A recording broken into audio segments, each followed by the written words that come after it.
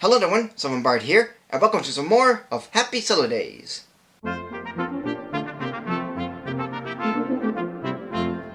Everyone watches the Rankin Christmas specials every year, and everyone has their favorites. Of course, I've already gone over my favorites in another video, and they all still have the charming moments, classic characters, and great songs. Sure, the animation can be scary from first viewing, and at times the sound effects don't match the picture, but that's part of what made these specials unique. And others that are trying to recreate it don't tend to capture them very well. But not every one of them is the best, and to prove so, I have the remaining Rankin Christmas specials I have to go over. And most of them are guilty pleasures. So, let's start off with our last special, The Life and Adventures of Santa Claus. Based on the book by the Wizard of Oz author L. Frank Baum, Rankin Bass's last Christmas special is a decent one to go out on, and mixed with fine songs and characters, it has a unique way of telling the story, which they don't already, but we'll get into that.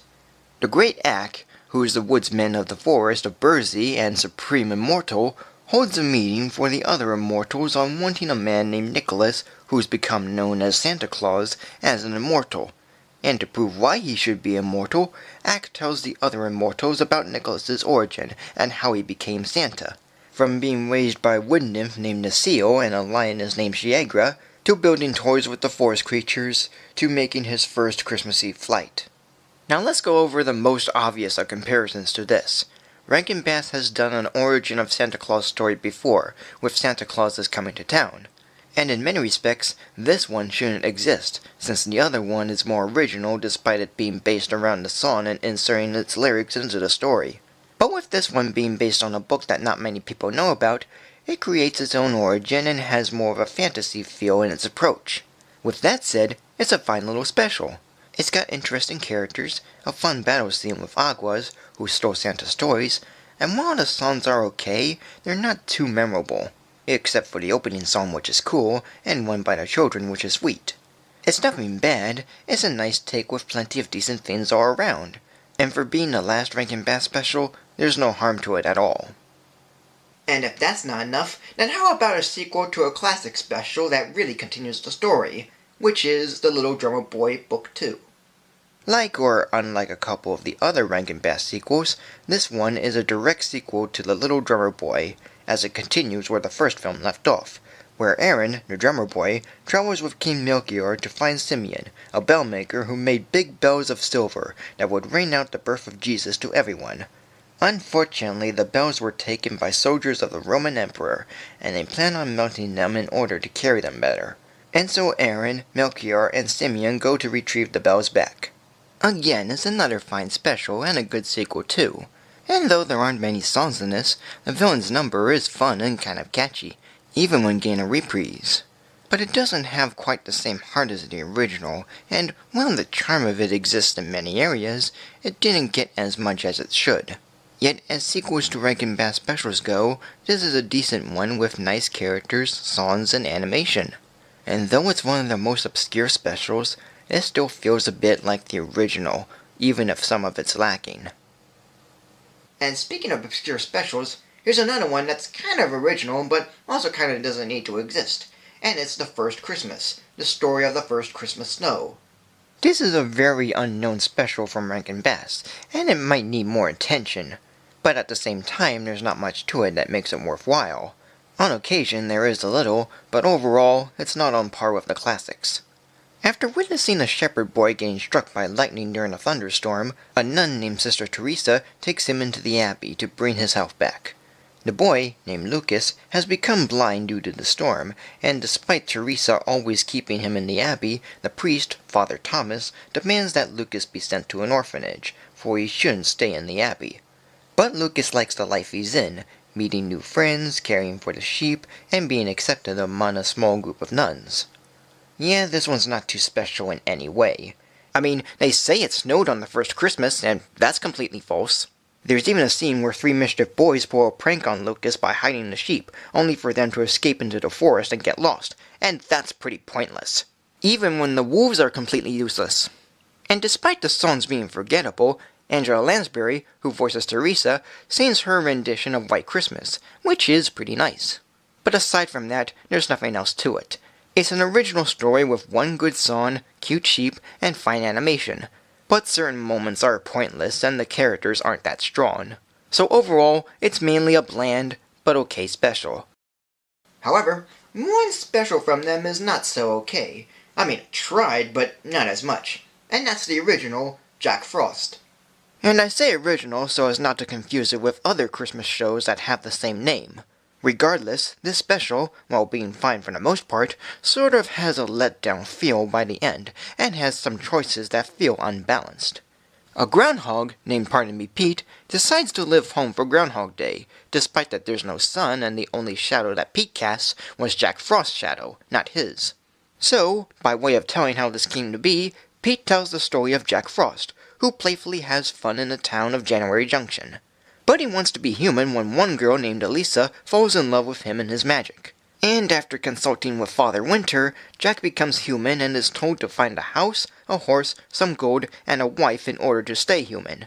All while a Russian Cossack named Kubler-Klaus has taken all the money from January Junction for taxes, and no other reason than just to be greedy. As you can tell, or not, a majority of the story is just a retelling of The Little Mermaid, and it even ends on a sad note, but still has a happy ending rushed in and the unhappy moments kind of glanced over. And even when Jack Frost as a human, under the name Jack Snips, ends up getting captured by Kubler when trying to rescue Elisa from him, Jack returns to his old self to save January Junction from Kubler. And to keep Winter going, he becomes Pete's shadow, scares Pete, and lets Winter continue, only to be human again to do the same tasks, except he has till spring to do so. And all this back and forth bit of being human and not feels clumsy and goes a bit too long.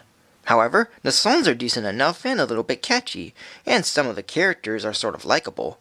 But everything else looks dull, feels depressing in some areas, and is sort of unhinged in its storytelling. And overall, it's just a weak special with minor saving grace. But if that doesn't please me, then how about a prequel/midquel to a classic fairy tale, Pinocchio's Christmas?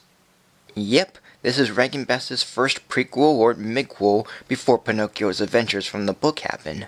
And here, portions of the original story are around, they're just not handled very well, even for a story that feels like a Pinocchio story. It's the Christmas season and Geppetto gives Pinocchio a math book as a gift, which Pinocchio sells back and plans on using the money to buy a gift for Geppetto. But the fox and cat trick Pinocchio into getting more money by planting the coins, which of course they steal when Pinocchio's away. Yet Pinocchio becomes part of a puppet show and loves one puppet named Giulietta. But when the puppet master is going to change Giulietta, Pinocchio runs off with her to the enchanted forest, where the blue fairy named Lady Azura tells Pinocchio what Christmas means. All while Geppetto tries to find him, and Fox and Cat make a deal with a driver to take Pinocchio to the Duke as a present. While it does have a feel of a Pinocchio story, it just seems odd in the way it's told, especially with the flashbacks of Pinocchio's origin, which doesn't feel right by having the puppet talk as it's being carved, as it really ruins the experience of the original trying to be told. And despite the songs being fun and kinda catchy, they are sometimes too long and some are pretty pointless. Sure, it avoided the scary moments that the other Pinocchio adaptations had, but it's all pretty bland and uninteresting, and would have worked out if it was just the story of Pinocchio and nothing else. Still, the songs and characters are fine for what they are, even if they don't add much to a story like this. But whatever the case, the overall special is not very much, but has very small values to it. Yet as much as everyone loves to adapt Charles Dickens' A Christmas Carol to the screen, there's no denying that Rankin Bass took a shot at it as the stingiest man in town. Yeah, it's no surprise that Rankin Bass did a Christmas Carol adaptation, with Walter Matthau as Scrooge, some surreal images, and it all being a musical. But in a way, that's sort of a problem. Okay, Matthau does a fine Scrooge, but there's way too many songs, some of the imagery is very questionable, and it felt too long. The whole special could have used a huge trimming. But still, there are good elements in it. Like Tom Bosley voices a bug named Mr. Humbug, who provides the narration and is like Gonzo from Muppet Christmas Carol, just following Scrooge wherever he goes. And the songs, though still too many, have good beats and fine lyrics that are at times catchy. And some characters are okay as well. But with the length of the special and the fact of it being a musical, it sort of comes off as boring, pretty much like the made-for-TV movie with Kelsey Grammer. Yet it's one of those guilty pleasures I have, and somehow I admire it in that respect. It isn't a good adaptation by all means, but its songs and characters do make it alright, but not a ton. And finally, let's go over their second Christmas special that's fairly underrated, and is also based on another Charles Dickens story, Cricket on the Hearth.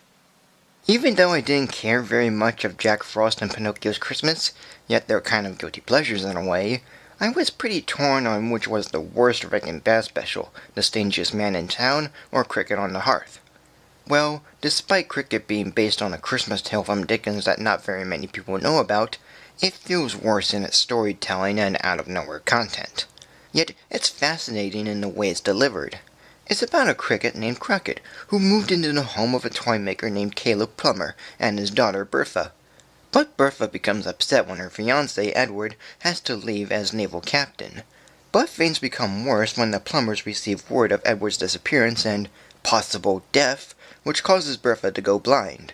And Caleb spends more time aiding his daughter than making toys, which has him go out of business and work for a greedy toy maker named Tackleton, who also wants Bertha to be his wife. And Crockett has to keep Bertha from agreeing to Tackleton's proposal, while also avoiding Uriah Call, Tackleton's pet crow.